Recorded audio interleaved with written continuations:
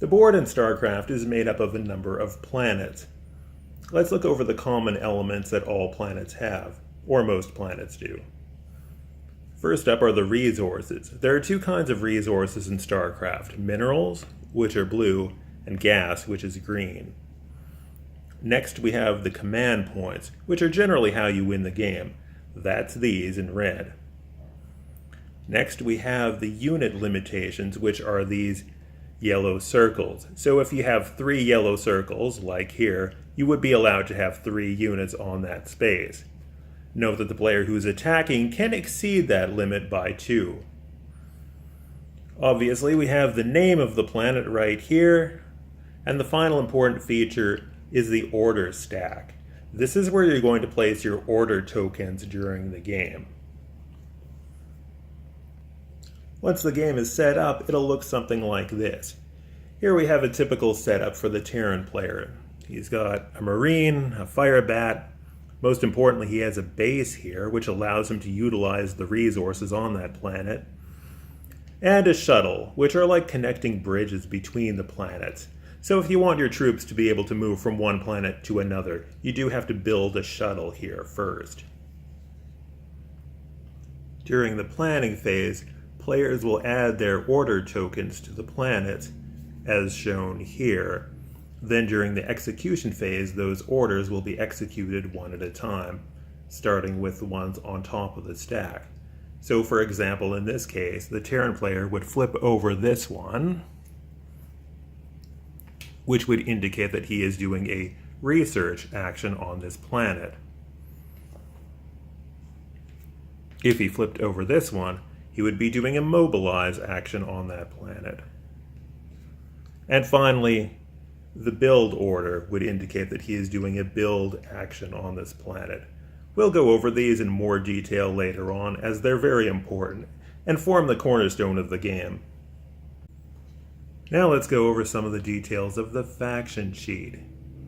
Each faction has their own sheet, and they're all a little bit different, but we'll go over the blue Terrans first. On the left, we have the permanent resources, 4 minerals and 2 gas. Everyone gets these permanent resources, which are great because it means that you can't be completely broke. You'll always have those available to spend, even if you don't have any planets with resources on them. This space is where your technology deck is going to go. Those are special cards that you can add to your deck of combat cards by using the research action. You do have to pay the cost and resources for them. These blank spots here are where you can add modules to your sheet. Those are like tiny upgrade buildings that make your faction a little bit more powerful, but they're a little more niche, so we'll go over those later. Over here, we have the most important part of your sheet, which are your buildings. These allow you to build units, which are important if you expect to wage war and win the game. Each building can build different types of units.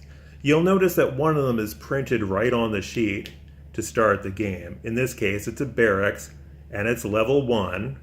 And you can see the units it can build right here. So it can potentially build 3 different units, but only one of them is available at the start of the game. The other ones are closed off. Underneath that, you have the cost of that unit in resources. So for the basic Marine, the cost is just 1 mineral. Underneath that, we also have the unit's support value, which we'll get to later, and its attack capabilities. In this case, it has 2 icons, meaning it can attack ground or air units. Notice if a unit has just the cannon icon, it can only attack ground, and the final icon means that it can attack air units.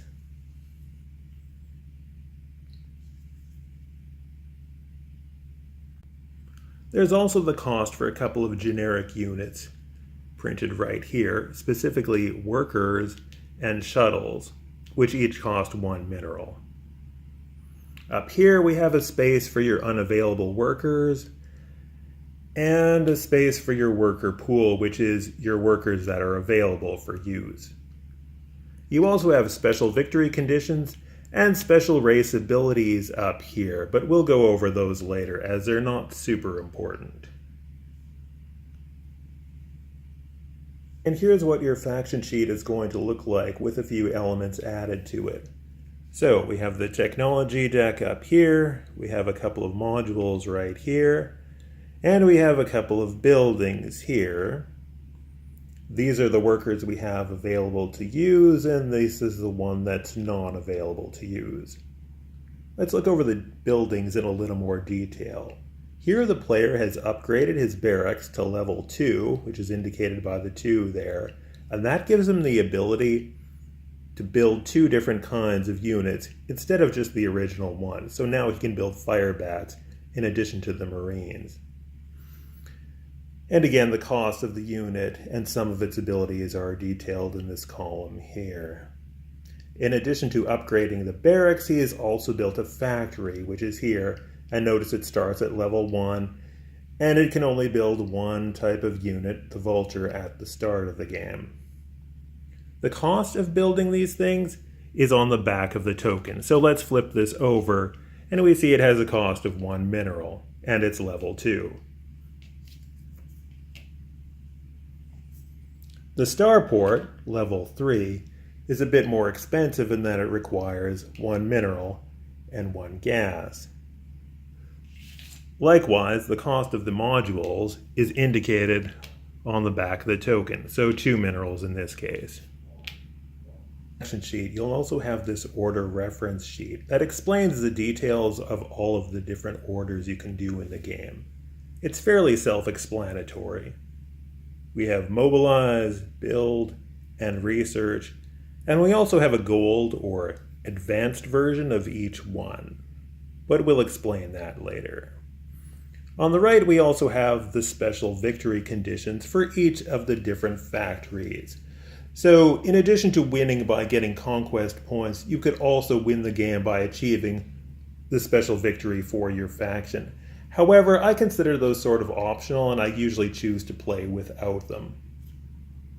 On the back of that same sheet, we have this reference for the average combat values of all the units in the game. Note that these are average values, that is, the numbers you see for health and attack are not necessarily guaranteed to come up when the unit is fighting. It all depends on what cards you have available to play. The red numbers are the attack values, and the green numbers are the health values. The blue number is a little more complicated. That's the number of technologies that are associated with that unit, which are available in your technology deck. So, for instance, Marines have 2 types of technology available for purchase for them. And finally, note that some of the more specialized units are assist only. That is, they don't have attack and health values because they're only used in an assisting role. In other words, they're only used for their special abilities, not necessarily used for actual combat. Naturally, being a war game, resolving combats is pretty central to the whole StarCraft experience. To do that, you'll be using a variety of these combat cards. Each faction has their own deck of combat cards, and they're all a little bit different. Some of the cards are technology cards, which means they have to be purchased from your technology deck by using a research action. Technology cards have this special green icon at the bottom, and a number of pips, these black dots here, those indicate how many copies of the technology exist in your deck. So in this case, the Yamato gun has 2 cards in the technology deck, and when you purchase this technology for the cost indicated here, that's the number of cards you would be getting. Here's a close-up of one of the combat cards. Notice a few important features. the attack values, the health values, the pictures of the units that are involved, and a little bit of flavor text at the bottom, of course. So you'll notice there's two numbers for health and for attack. A major value, which is the one on the outside, and a minor value, which is the one on the inside. If you play this card to a battle, and the units involved in the battle match the picture shown on the card, you get to use the major value. Otherwise, you're stuck using the minor value. Here's a slightly different type of combat card. This is a reinforcement card, indicated by the reinforcement icon at the top of the card. It can only be used if one of the units shown is involved in the skirmish, and the benefit of the card is as described below here. In addition to the combat cards, there's one other important type of cards in the game, which is the event cards. These are divided up into 3 stages: 1, 2, and 3. The stage 3 is the most powerful stage of cards, and stage 1 is the weakest. I've got an example here of one card from each type, and this is what the back of the cards would look like, of course. Although you might acquire a number of these event cards in a single round, you can only play one of them per round. So it's not really a good idea to accumulate a huge stash of them, because you'll only play one and then lose the other ones. And here's a close-up look at one of the event cards.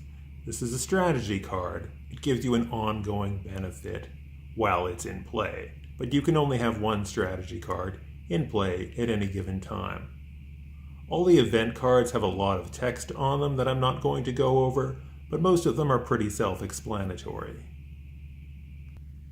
This one gives you an ability that can be used at the start of the battle, but it's only used once and then discarded.